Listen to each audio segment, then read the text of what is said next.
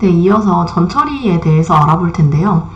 전처리는 원 데이터를 가공해서 학습 가능한 데이터로 만드는 과정을 통틀어서 전처리라고 합니다. 요즘은 데이터 드라이븐 모델링이라고 해서 이제 데이터를 어떻게 정제하고 가공하느냐에 따라서 모델의 성능에 많은 영향을 미친다라고 생각을 하고, 모델 튜닝에 집중하는 것이 아니라 데이터를 어떻게 가공하고 어떻게 질 좋은 데이터를 사용할 것인가에 집중을 하는 경향이 있습니다. 그래서 더더욱 이 전처리가 중요해졌고, 정제랑 가공 방법에 따라서 다양한 데이터셋이 만들어지는데, 해당 데이터를 가장 잘 대표할 수 있고 모델 학습에 가장 좋은 성능을 끌어낼 수 있는 데이터셋을 찾는 과정이라고 보시면 되겠습니다. 간단하게는 누락된 데이터를 어떻게 처리할 것인가, 카테고리컬 데이터가 있으면 이 카테고리를 어떤 식으로 표현할 것인가, 이렇게 기초적인 부분도 있고, 더 나아가서는 이 변수는 너무 분산이 크기 때문에 분산을 조금 줄이는 방향으로 데이터를 변형을 해야겠다, 이런 테크닉들을 사용을 할 수도 있습니다. 먼저 기본적인 데이터 처리부터 알아볼 텐데요. 가장 자주 그리고 반드시 처리해야 되는 부분은 이제 데이터 누락 쪽이 되겠습니다. 일단 모든 전처리는 이 셋업 과정에서 이루어지게 됩니다. 그래서 셋업에 인자를 줘서 전처리를 어떻게 할 것인지를 선택할 수가 있는데요. 가장 먼저 볼 방식은 심플, 기본적인 방식입니다. 그래서 디폴트로 임퓨테이션 타입이 심플로 되어 있고, 뉴메릭이랑 카테고리컬 각각을 어떻게 처리할지 지정을 할 수가 있는데요. 뉴메릭은 디폴트로 평균으로 처리를 하게 됩니다. 해당 변수의 전체 데이터의 평균을 낸 값을 사용을 하거나 아니면 중앙값을 사용할 수도 있고, 또는 아예 0으로 대체를 할 수도 있습니다. 카테고리컬 임퓨테이션 같은 경우에는 기본적으로는 콘스턴트 방식으로 처리를 하게 되는데, 그게 아니라 가장 자주 등장하는 최빈 값으로 모드를 줘서 처리를 할 수도 있게 됩니다. 이렇게 심플 방식에 대해 테스트를 해보면, 이 데이터를 사용을 할 텐데, 여기 보면 이렇게 중간중간에 난이라고 들어가 있는 것을 보실 수가 있을 거예요. 이 부분이 이제 누락 값이라고 보시면 되고, 네, 여기서도 이렇게 데이터를 타입을 제시해주게 되고, 엔터를 치면 처리가 완료됩니다. 이게 디폴트 값이기 때문에 뉴메릭 임퓨터 평균으로 되어 있고, 카테고리컬 임퓨터가 콘스턴트로 되어 있는 것을 확인을 해보실 수 있습니다. 그리고 이렇게 처리된 데이터를 확인을 해보려면, 지금 이 셋업 과정을 거치고 나서는 트레인셋과 테스트셋이 분리가 되고 라벨이 분리가 되기 때문에 더 이상 데이터가 이런 형태로 남아있게 되진 않습니다.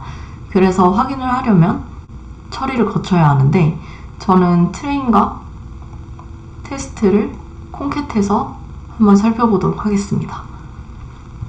이 getConfig라는 함수를 사용을 하면 각각의 데이터를 가져올 수 있도록 되어 있습니다. 그래서 이렇게 확인을 해보면 스테로이드의 3번 행에 난값이 있었는데요. 이 3번 행에 스테로이드에 이제 난값이 아닌 값이 들어가 있는 것을 확인을 해보실 수 있습니다. 프로타임에도 꽤 많은 난값이 있었는데 난값이 아닌 다른 값들로 채워진 것을 보실 수가 있습니다. 이 프로타임의 경우에는 아까 뉴메리컬 데이터라고 판단을 했었는데, 그래서 평균 값으로 대치된 것을 보실 수가 있고요. 이 스테로이드 값은 이제 난값이 1, 2 중에서 콘스턴트 값으로 1로 대체가 된 것을 보실 수 있습니다. 이런 식으로 파이캐럿에서는 누락값을 자동으로 처리를 해줍니다.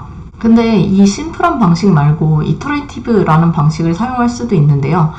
이터레이티브 임퓨테이션은 분류나 회귀 모델을 이용해서 각 피처의 누락값을 예측해서 개입을 하는 방식입니다. 그러니까 그 각 피처의 누락값을 예측하기 위해서 또 다른 모델을 사용하는 방식이고요. 각각의 모델을 학습을 할 때 mean absolute percentage error를 이용해서 학습을 하게 됩니다. 그러니까 MAPE 값을 최소화하는 방식으로 학습을 해서 각각의 빈값을 채워주는 방식이라는 거고요. 이 방법을 사용하면 시간은 조금 더 오래 걸리는데 조금 더 좋은 예측을 해서 누락값을 채우기 때문에 결과적으로 모델 성능에는 더 좋은 영향을 미칠 수 있습니다. 그래서 각 모델을 학습하는데 얼마나 이터레이션을 돌 것인가를 이제 정수로 지정을 해줄 수 있고요. 이 경우에는 디폴트가 임퓨테이션 타입이 심플이기 때문에 임퓨테이션 타입을 이터레이티브로 변경해줘야 합니다. 그리고 뉴메릭과 카테고리컬 각각을 이제 채우는 모델로서 라이트 GBM을 사용할 건지 KNN을 사용할 건지 캣부스트, 랜덤 포레스트, 엑스트라 트리 이런 식의 모델을 선택을 할 수 있게 되어 있습니다. 그래서 이터레이티브도 한번 해보면 지금 처리가 진행되는데 조금 더 오래 걸리는 것을 보실 수 있고요. 네, 이렇게 처리가 완료되었습니다. 그러면 이제는 임퓨테이션 타입이 이터레이티브이고 이터레이티브 임퓨테이션 이터레이션은 5번으로 뉴메리컬 모델을 라이트 GBM 카테고리컬도 라이트 GBM으로 빈값을 채워준 것을 보실 수 있습니다.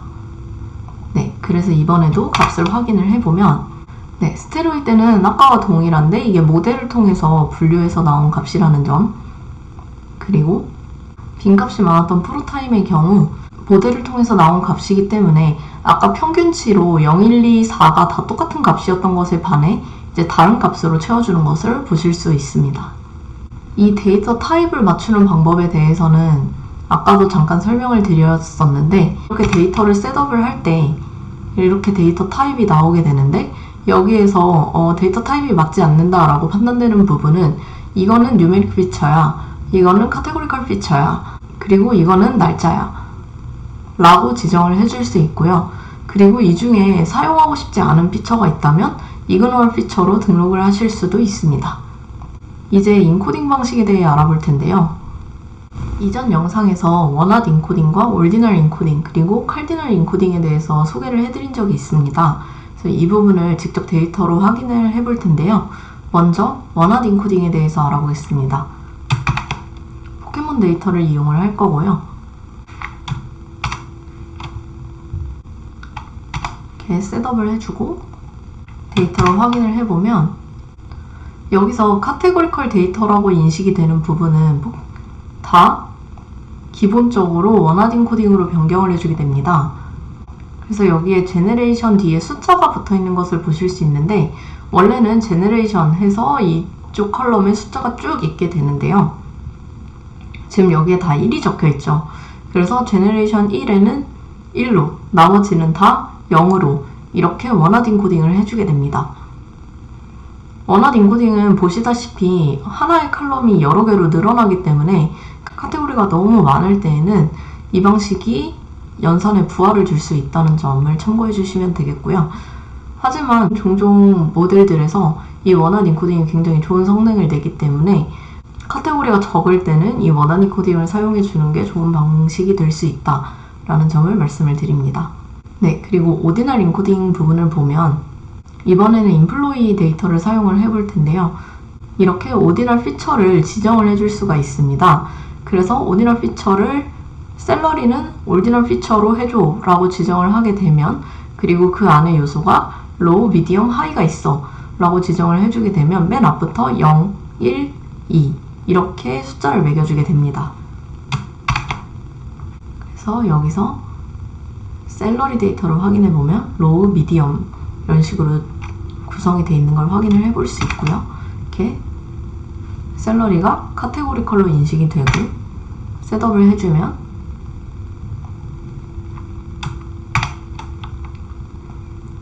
그리고 그 결과를 확인을 해보면 이번에는 셀러리가 앞에서처럼 셀러리 1, 셀러리 2, 셀러리 3으로 인식이 되는 게 아니라 0, 1, 2 이런 식으로 정수로 인코딩 해주는 것을 볼 수가 있습니다. 이번에는 카디널 인코딩에 대해서 볼 텐데요. 카디널 인코딩의 경우는 방식이 프리퀀시와 클러스터링 이렇게 두 가지 방식이 있다고 말씀을 드렸는데 이번에는 인컴 데이터를 이용해서 이 두 가지가 어떤 차이를 보이는지 확인을 해보도록 하겠습니다. 여기에 지금 네이티브 컨트리를 보면 유나이티드 스테이츠, 쿠바 이런 식으로 나라명이 쭉 나와 있는데 국가는 굉장히 많죠. 이 부분을 원하드 인코딩이나 정수 인코딩으로 하게 되면 숫자가 끝없이 커지거나 아니면 열이 굉장히 길어지는 현상이 나타나겠죠. 그래서 이 네이티브 컨트리를 이렇게 카디널리티 피처로 해서 인코딩을 하겠다 라고 처리를 해보게 되면 역시 카테고리컬로 인식이 되고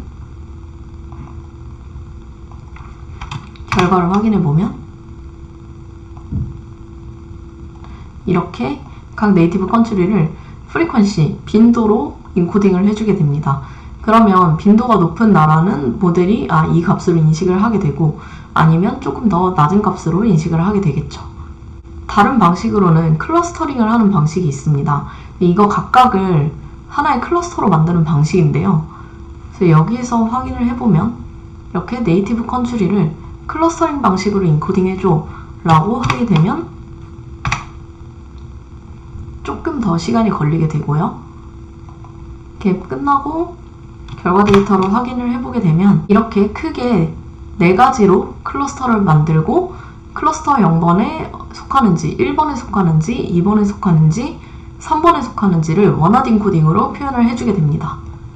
그리고 학습할 때 보지 못했던 카테고리, 그러니까 만약에 아까 여기 샐러리와 같은 경우에 로우, 미디움, 하이가 있었는데 이 부분이 very high 라는 카테고리가 새로 생겨서 들어왔을 경우에는 학습 때 보지 못했기 때문에 unknown 값으로 처리가 돼서 에러를 발생시키는 경우가 있는데요. 이런 경우를 어떻게 처리할 것인가에 대해서도 지정을 해줄 수 있습니다. handle unknown 카테고리가 true이다 라고 하게 되면 보지 못했던 카테고리에 대해서는 이렇게 처리를 해줘 라고 지정을 하는 건데요. unknown categorical method를 most frequency, 이 디폴트 값입니다. most frequency라고 하면 가장 빈도가 높은 값으로, least frequency라고 적게 되면 가장 빈도가 적은 값으로 이제 대체를 해주게 됩니다. 만약에 타겟이 불균형하게 되면 이 부분도 많은 문제가 되는데요. 그래서 예를 들어서 클래스를 0이랑 1로 구분하는 모델을 만들고 있는데 클래스가 0인 것이 차지하는 비율이 90%고 클래스가 1인 경우가 10%다 라고 하면 모델은 다 그냥 0으로만 찍어도 정확도가 90%가 나오기 때문에 1을 구분하기 위한 노력을 하지 않게 됩니다. 이런 부분을 처리해주기 위해서는 1의 비율을 늘려주거나 0의 비율을 낮추는 방식을 선택을 할 수 있겠죠. 이런 것들을 라벨 불균형 문제 처리라고 합니다. 그래서 픽스 임밸런스를 true로 주게 되면 스모트라는 방식을 사용을 해서 라벨 불균형 문제를 처리를 하게 되는데요. 파이캐럿에서 보여주고 있는 차트를 한번 살펴보시면 원래는 이런 데이터셋이었습니다.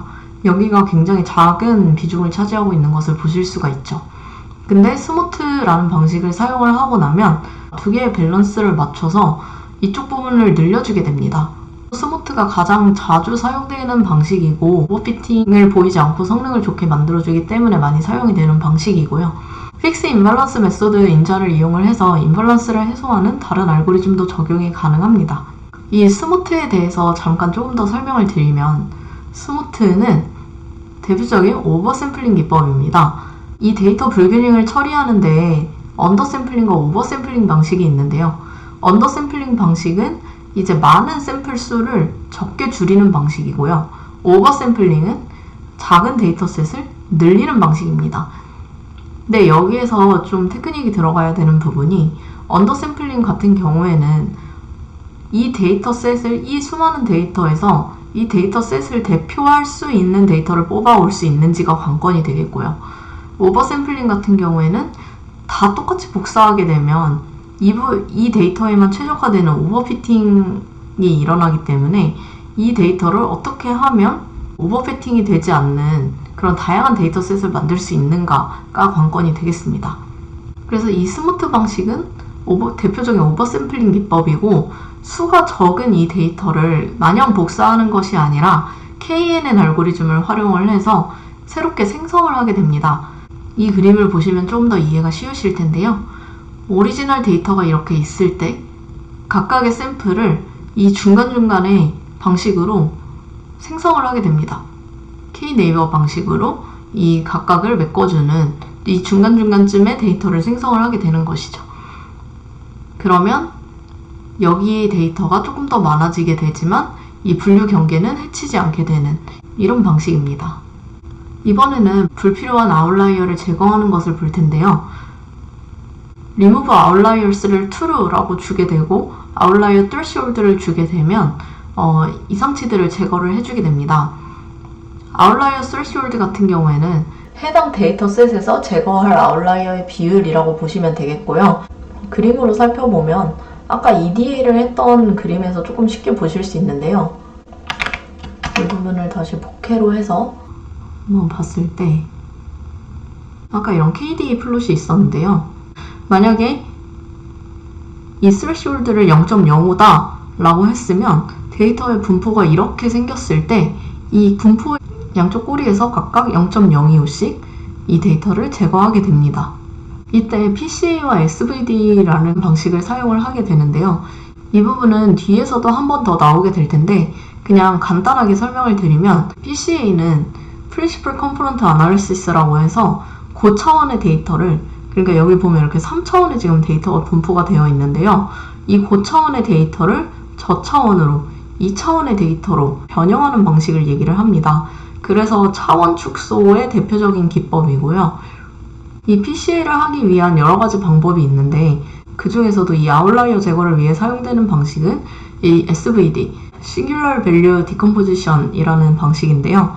이렇게 차원이 축소가 될 때 어떻게 주요 성분을 뽑아낼 것인가 에서 이 주성분을 뽑아내는 방법이라고 보시면 되겠습니다. 그래서 이렇게 데이터가 3차원에 분포되어 있을 때 이걸 2차원으로 줄이고 싶다 하면 가장 주요한 성분이 이 벡터와 이 벡터다 라는 것을 뽑아낼 수 있는 방법을 얘기를 하는 거고요. SVD는 이런 식으로 행렬 분해를 통해서 이루어지게 되는데 이 큰 행렬을 분해를 해서 이렇게 주성분을 뽑아낸다. 그리고 주요한 성분이 제일 주요한 거, 그 다음 거, 그 다음 거. 그래서 이렇게 3차원에서 2차원으로 차원 축소를 할 때 얘와 얘가 주성분이 돼서 이 데이터를 이렇게 바꾼다 라고 이해를 해주시면 될 것 같습니다. 데이터의 노이즈가 줄어들어서 좀 더 깔끔한 데이터를 이용해서 학습을 할 수가 있기 때문에 이 부분이 필요할 때가 있다 라고 알아두시면 되겠습니다.